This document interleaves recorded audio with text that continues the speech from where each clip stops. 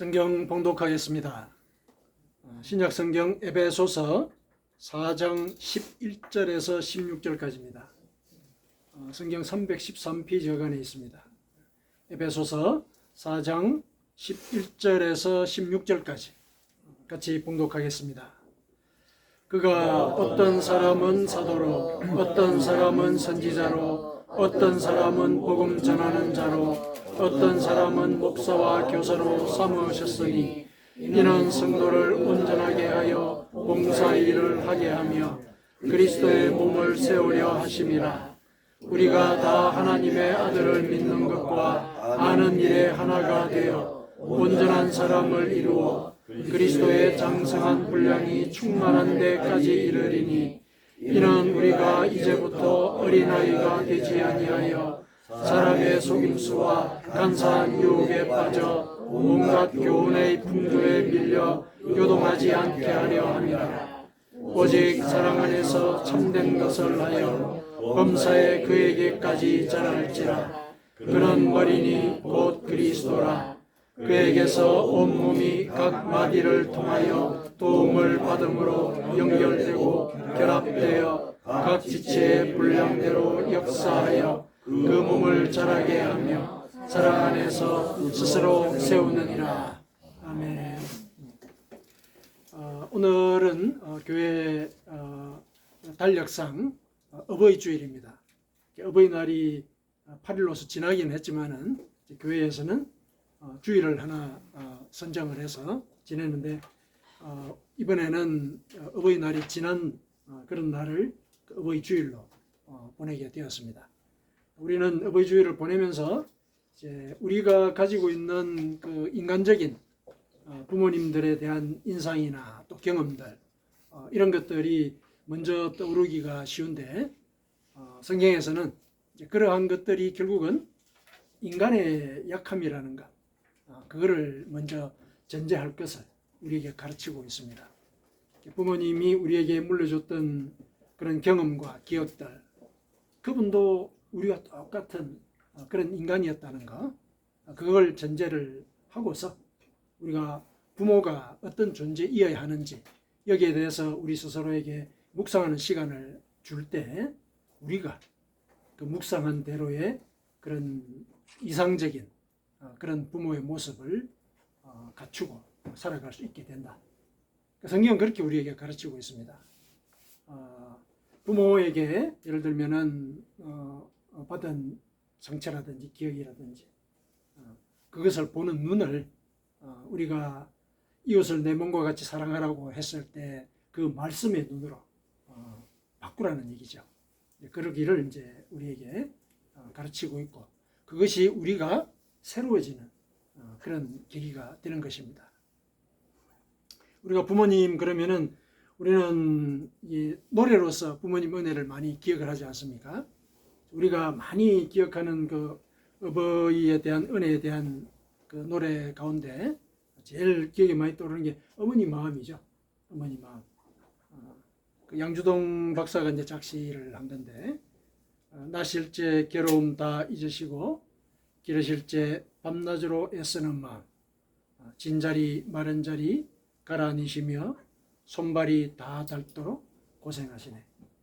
기본적으로 우리가 이 자리에서 성인으로서 컸다는 그 자체는 이러한 헌신의 노력들이 있었다는 거죠. 기본적인 전제로서 부모의 사랑, 특히 이제 어머니의 사랑이 이제 이러하다는 걸 노래가 이렇게 우리에게 일러주고 있습니다. 반면에 이제 아버지에 대한 사랑, 여기는 이제 우리가 조금 노래로서 찬양을 하거나 이제 그런 경험들이 별로 없기 때문에 아버지의 사랑이 게 어떤 것일까? 아버지 그러면 이제 우리한테는 그 엄한 인상들, 이제 교육하는 사람, 이런 이제 이미지들이 굉장히 많이 남아 있죠. 아무래도.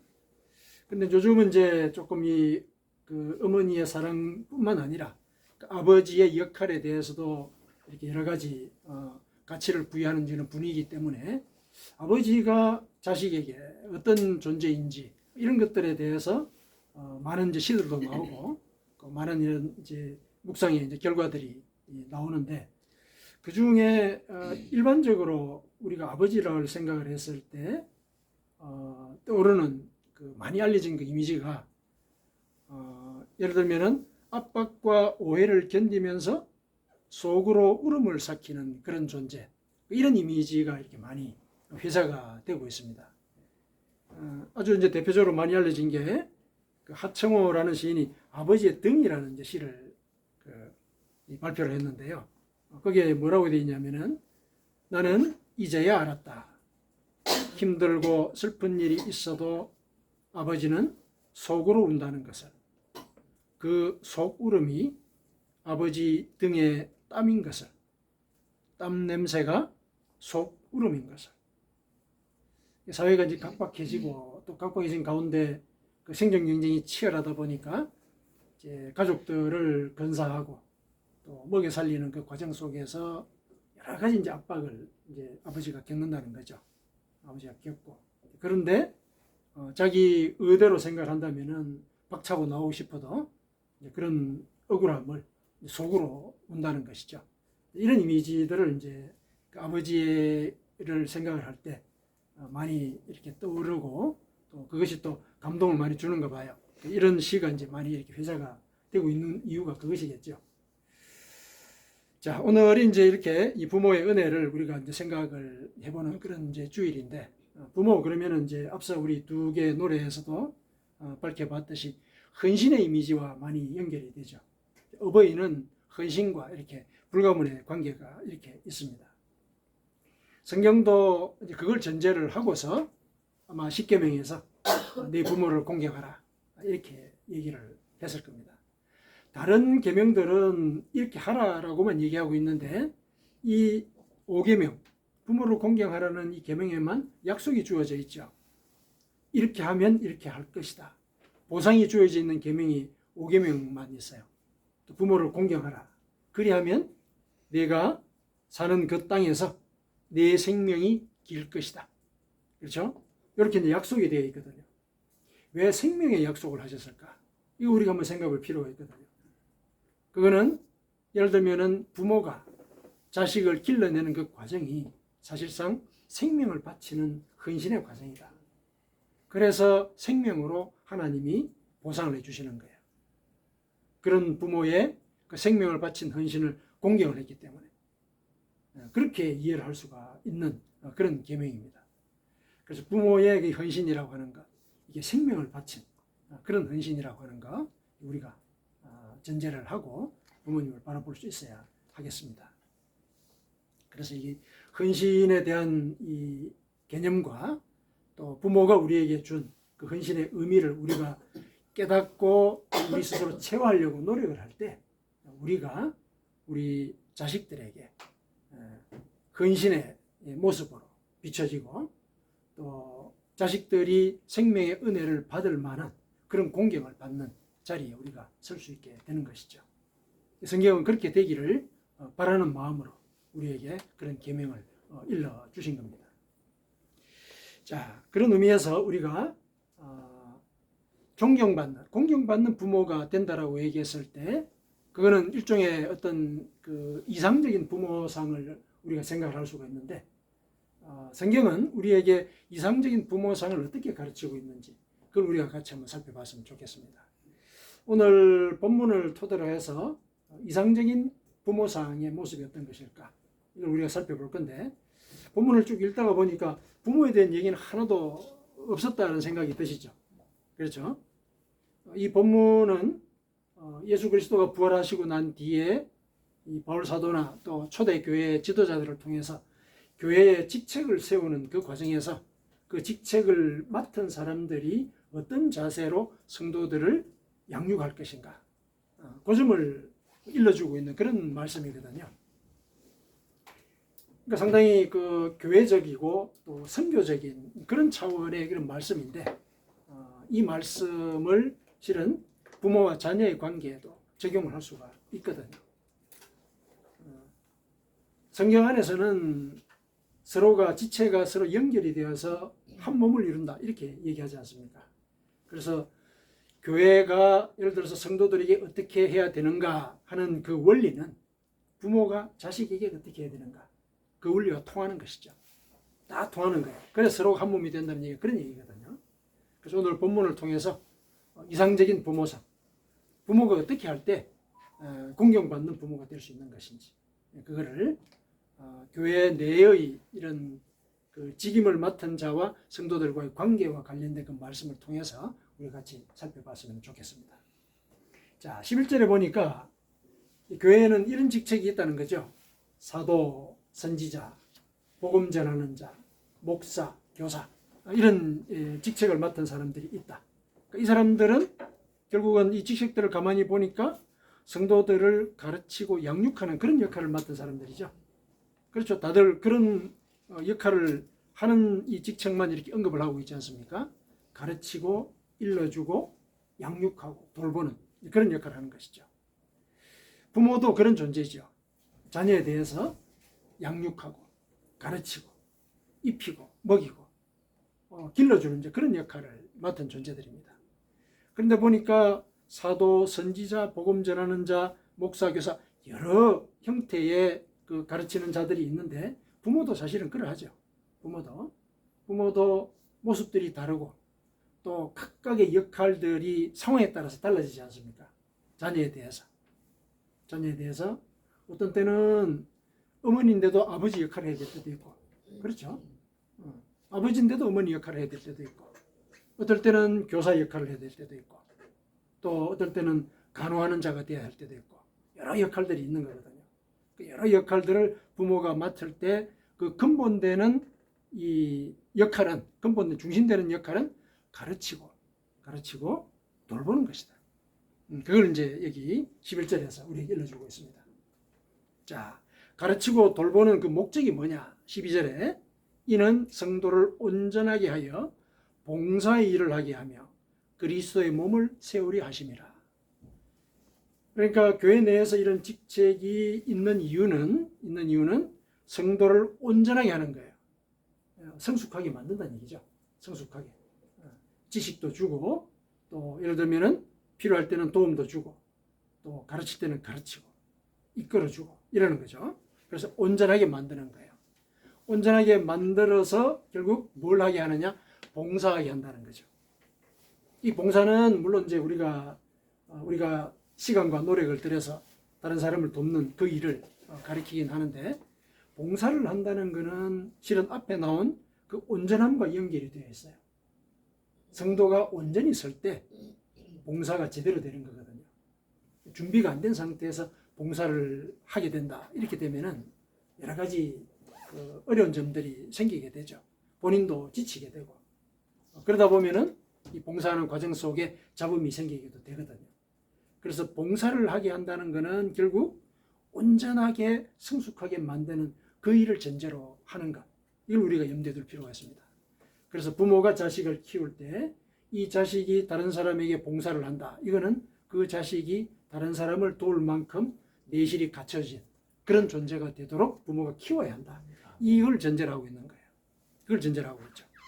그래서 결국은 그리스도의 몸을 세우는 것. 하나님의 뜻이 이 땅에 이루어지도록 하는 그 자리에 성도들과 자녀가 있게 만드는 것. 그게 이제 교육의 목적이라는 것이죠. 부모가 해야 되는 그 일의 목적이 이러한 것이다. 결국은 자녀들로 하여금 스스로 서게 만드는 거죠. 온전하게 해서 남을 봉사한다는 것은 결국 스스로 서는 거예요. 자녀로 하여금 스스로 서서 부모가 나에게 베풀었던 그 사랑을 다른 사람에게 이렇게 흘려보냄으로 해서 그리스도의 몸을 세우게 되는 그 과정까지 가는 것. 그게 부모가 양육을 하는 데 있어서 최종 목표로 삼아야 하는 것이다. 성경이 이제 그렇게 우리에게 일러주고 있는 것입니다. 자, 그렇게 부모가 자녀를 양육한다라고 했을 때 부모가 갖춰야 되는 자세는 어떤 것이냐? 자세는. 그게 13절부터 쭉 나오는 거예요. 어떤 자세로 자녀를 양육해야 자녀가 스스로 서서 그리스도의 몸을 세우는 그 자리까지 갈 수 있느냐? 자, 첫 번째 13절에 보니까 우리가 다 하나님의 아들을 믿는 것과 아는 일에 하나가 되어, 하나님의 아들을 믿는 것과 아는 일에 하나가 된다. 이 말은 결국 부모가 하나님을 아는 일과 믿는 일에 전심을 다해야 된다는 얘기잖아요. 전심을 다해야 된다. 그 믿음의 존재가 되어야 된다는 얘기예요. 부모가 먼저. 믿는 모습을 보여줘야 된다는 얘기입니다. 믿음의 존재가 돼야 된다. 그리고 그렇게 해서 그리스도의 장성한 분량이 충만한 데까지 이르도록 해야 된다. 이 얘기는 뭐냐면 소망을 가진 자가 돼야 된다는 얘기죠. 우리가 믿음을 키워나가는 그 과정들을 살아가고 있는데 그 궁극은 뭐냐면은 우리가 그리스도의 장성한 분량이 충만한 데까지 이르는 것. 이게 우리의 목적이거든요. 그러니까 이걸 소망하면서 살아야 된다는 얘기죠. 우리가 믿음 생활을 한다라고 얘기했을 때 그 믿음의 목표가 이것이 돼야 된다는 얘기예요. 그리스도의 장성한 분량이 충만한 데까지 이르는 것. 그러니까 이런 소망을 갖고 부모가 살아야 된다는 얘기거든요. 근데 이 말이 조금 어렵죠. 그리스도의 장성한 분량이 충만한데 이런데 이게 무슨 말일까? 이 원문을 보니까 이렇게 돼 있어요. 그리스도의 충만함이 이렇게 돼 있어요. 그리스도의 충만함이 최대로 자란 그 상태의 측정치 이렇게 돼 있어요. 그러니까 그리스도의 충만함이 최대로 자라난 상태 그런 개념이에요. 그럼 조금 이해하기가 쉽죠. 그러면 그리스도의 충만함이 뭐냐?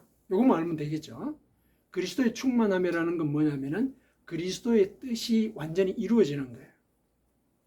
우리가 하나님의 말씀대로 살아가고 늘 회개하면서 하늘나라를 구하는 것. 이게 그리스도의 충만함이에요. 그게 우리의 이 신앙생활의 사실상의 목적이지 않습니까? 그리스도의 충만함을 이루는 그게 우리의 신앙생활의 목적이거든요. 그 목적을 이루도록 우리가 소망을 갖고 사는 것. 이게 부모가 또 갖춰야 될 태도라는 얘기입니다. 소망을 가질 것. 그렇게 할 때 보십시오. 14절에 이는 우리가 이제부터 어린아이가 되지 아니하여 그렇게 성장의 목적을 소망을 할 때, 목표를 소망을 할 때 우리가 어린아이가 안 된다는 얘기예요. 여기서 어린아이는 이제 어리석다는 그런 개념이죠. 왜 그러냐면은 그 어린아이는 사람의 속임수와 간사한 유혹에 빠져 온갖 교훈의 풍조에 밀려 요동하는 자란 말이죠. 어리석은 자가 된다는 얘기죠. 이런 어리석은 자가 되지 않도록 하기 위해서 부모는 자녀를 기를 때 자기가 먼저 믿음의 존재인 것을 증명해야 되고 소망을 품고 살아간다는 걸 자녀에게 보여줘야 된다는 얘기예요. 그렇게 해서 자녀가 부모를 보고 믿음과 소망을 가진 그런 삶을 살아갈 수 있게 된다는 것입니다. 그 과정들을 살아갈 때 15절에 오직 사랑 안에서 참된 것을 해라. 그렇죠? 그러니까 믿음과 소망의 삶을 살아갈 때 사실상의 밑바탕이 되는 게 사랑이다. 사랑의 마음으로 자녀를 돌봐야 된다. 이런 얘기죠. 그래서 사랑으로 참된 것을 해서 범사에 그에게까지 자라나야 한다. 그는 물론 그리스도를 가리키죠. 그리스도의 품성을 닮아가는 그런 삶을 살아가야 할 것이다. 왜냐하면 그리스도는 바로 머리이기 때문에 그렇다. 몸의 머리라는 거죠. 몸의 머리.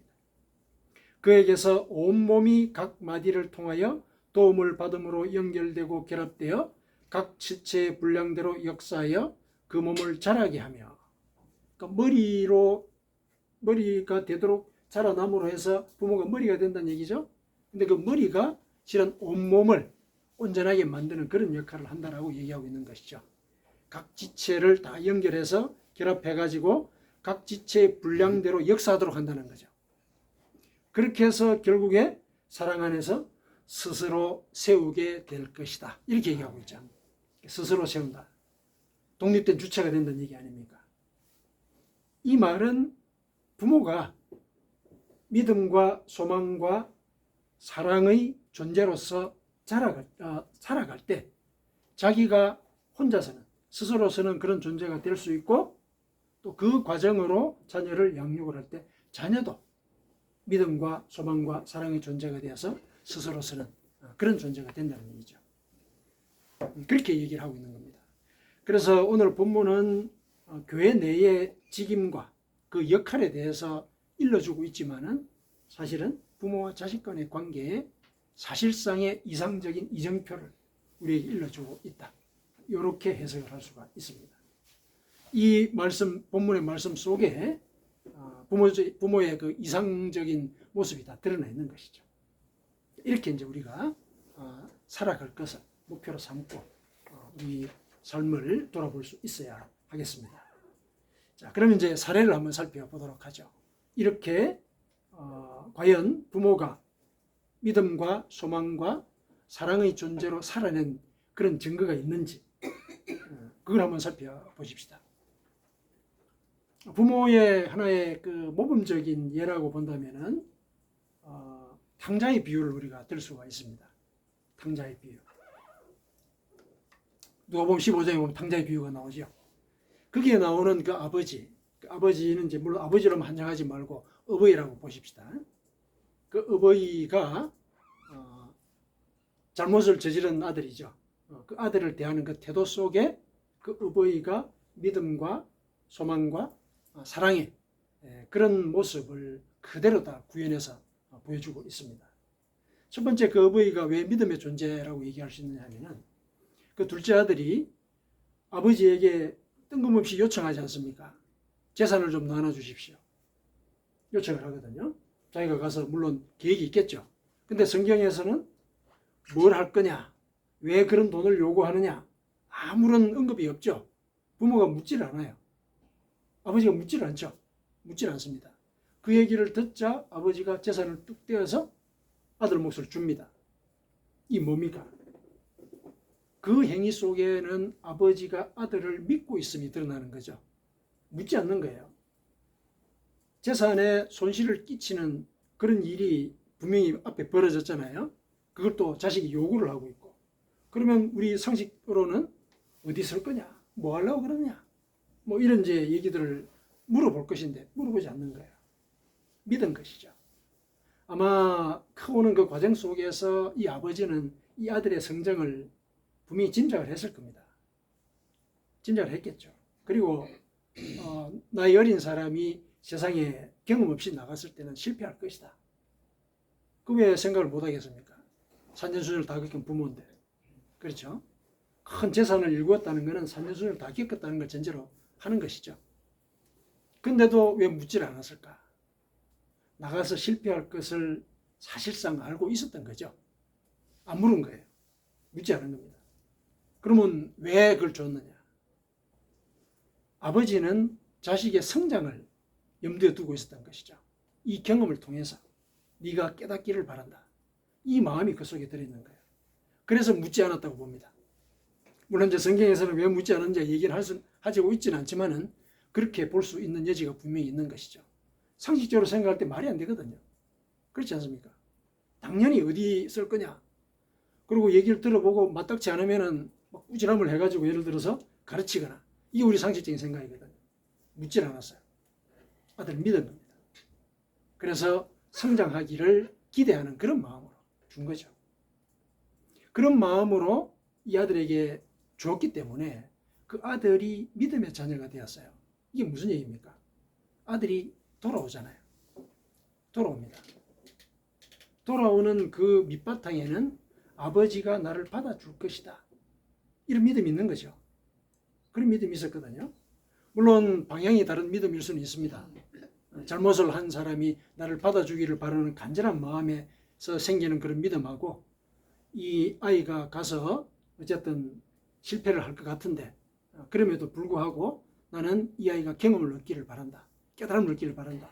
이런 믿음을 갖는 거하고는 성질은 다르지만은, 그러나 아버지가 이 아들을 믿어준 그 믿음을 자식이 알았기 때문에 돌아가도 나를 받아줄 것이다.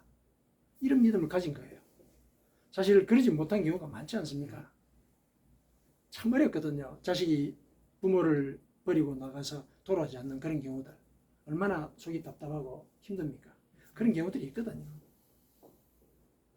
부모가 이 아들에게 이 믿음을 준 거예요. 아버지가 이 돈을 내가 어디 쓸지 아무 얘기도 안 물어봤어. 나를 믿는다는 얘기야. 그런 믿음을 준 거죠. 그래서 이 아들은 돌아올 수 있었던 겁니다. 그래서 아버지의 그 믿음이 자식에게 믿음의 씨앗을 심어준 겁니다. 나를 받아줄 것이다. 그럽니다. 부모 입장에서는 자식이 돌아오는 게 그게 제일 큰일이지 않습니까? 제일 큰일이거든요. 그걸 이 아들은 깨달은 거죠. 돌아왔습니다. 믿음이 그렇게 자녀에게도 흘러가게 된 것이죠. 그 다음에 소망을 보십시다. 아버지가 매일 나가서 자식이 돌아오기를 기다렸다 이렇게 되어 있거든요. 근데 매일 나가서 기다렸다 이런 걸 갖다가 구체적으로는 명시하고 있지 않는데 왜 그렇게 얘기를 하느냐.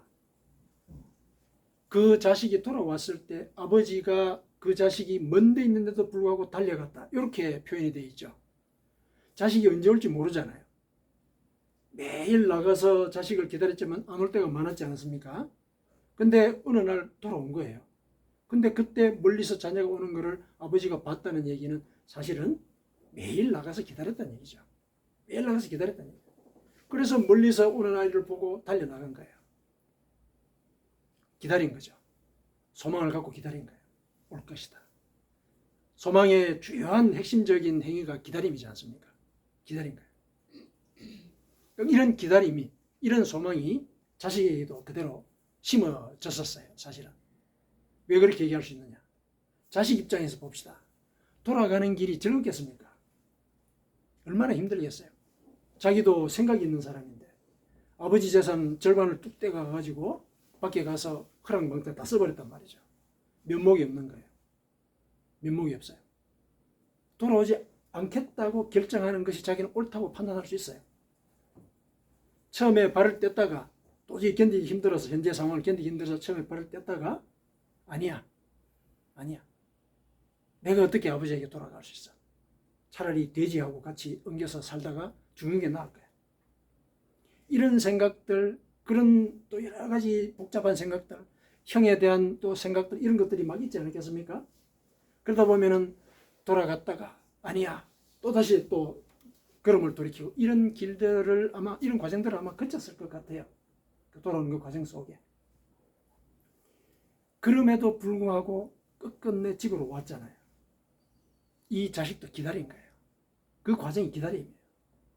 자기의 그 현실적인 판단, 자기의 면목, 이걸 내려놓고 아버지에게 돌아가서 내가 종으로서 살면서 내가 잘못한 걸 갚아야 되겠다.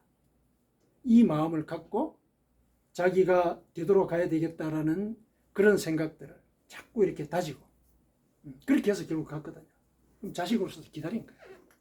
자기를 누르고. 그럼 이제 기다림의 그 소망의 이 씨앗이 그 자녀에게도 심겨진 것이죠. 그 다음에 아버지가 사랑의 존재라는 거. 물론 이제 처음부터 그 사랑의 뜻을 갖고 계셨지만은 아버지의 사랑을 현격하게 확인할 수 있는 건 뭐냐면은 자식을 발견하고 뛰어가가지고 입을 맞추고 그 아이를 끌어안고, 그렇죠? 당장 옷을 갈아입히고 또 가락지를 끼우고 신발을 신기고 그런 행위를 했죠. 자, 돼지하고 뒹굴다가 왔어요. 자식이. 온몸에 이 ጨ린 냄새하고 이 몰골은 얼마나 초췌하겠습니까? 근데 아버지는 달려가서 목을 안고 입을 맞췄다. 이렇게 표현이 되어 있거든요. 아버지는 자식의 존재를 본 거죠. 걔가 지금 어떤 상태이고 어떤 모습을 하고 있고 냄새가 나든 뭐 이렇게 누추하든 이런 걸 고려하고 거리를 두거나 그러지 않은 거죠. 존재를 본 거죠. 내 자식. 그리고 나중에 뭐라 그럽니까? 이 자식은 죽었다가 돌아왔다. 죽었다가 돌아왔다. 그렇게 종들에게도 얘기하고 이 형에게도 얘기를 하지 않습니까? 존재를 보는 거죠. 누군가를 사랑한다라고 얘기했을 때 우리는 존재를 사랑하는 것이 진실한 사랑이지 않습니까? 아버지가 그렇게 보여준 것이죠. 아버지가 그렇게 보여준 거예요. 그러면 그 자식에게는 그 사랑의 모습이 어떻게 드러나냐? 성경에는 이 자식이 그 집에 들어와서 어떻게 지냈는지에 대한 얘기는 없습니다. 없지만은 앞서 이 아들이 믿음과 소망을 가진 그런 소양을 가졌음을 보여준 것으로 짐작컨대 아버지의 사랑의 모습도 닮으려고 하는 그런 삶을 살아갔을 것이다. 이렇게 짐작을 합니다. 아버지가 자기를 존재 자체로 사랑을 했거든요. 그렇지 않습니까? 우리도 보면은 이렇게 막 냄새나고 이런 사람들 곁에 가기가 꺼리지 않습니까? 꺼리거든요. 그런데 그럼에도 불구하고 달려와서 내 목을 끌어안고 입을 맞췄다. 아버지는 내 존재 자체를 귀하게 여기는 분이구나. 내 존재 자체를 사랑하는 분이구나. 이걸 깨달은 거죠. 그렇다면은 존재를 사랑하는 그 모범을 이 아들은 본 것이고, 그렇다면은 그런 마음으로 부모를 공경하는 그런 삶을 살았을 것이다. 이렇게 이제 우리가 추정을 하는 것이죠. 이거는 근거 없는 추정이 아닌 것이죠. 앞서 두 가지의 그 믿음과 소망의 사례를 볼 때 자녀가 분명히 그렇게 배웠을 것이다. 이렇게 이제 생각할 수 있는 것이죠. 그래서 부모가 하나님 앞에서 믿음과 소망과 사랑의 존재로서 스스로를 세우려고 노력을 할 때 자녀가 그런 존재로 변한다는 얘기죠. 자녀가. 그렇게 해서 결국에는 스스로 세우는 그 자리까지 가는 것. 그러니까 자녀가 혼자 서서 다른 사람들에게 믿음과 또 소망과 사랑을 베푸는, 구체적으로는 여기서 이제 봉사라고 얘기를 하고 있지 않습니까? 그런 일을 하는 자로 성장할 수 있게 된다는 거예요. 그거를 오늘 본문이 우리에게 일러주고 있습니다. 이상적인 부모, 우리가 그런 존재가 되어야 되는 것이죠. 내가 나의 육신의 부모로부터 어떤 유산을 물려받았든지 우리는 그리스도를 믿는 자잖아요. 그리스도를 목표로 삼고 그리스도의 몸이 되고자 하는 그런 존재로 살기 때문에 우리 육신의 기억들은 내려놓고 하나님이 우리에게 일러주시는 이런 이상적인 부모의 상을 염두에 두고 그 목표를 향해서 우리가 살아나가야 할 것입니다. 그랬을 때 나의 자녀나 내 주변의 사람들이 믿음과 소망과 사랑의 존재로 변하게 되는 것입니다. 아멘.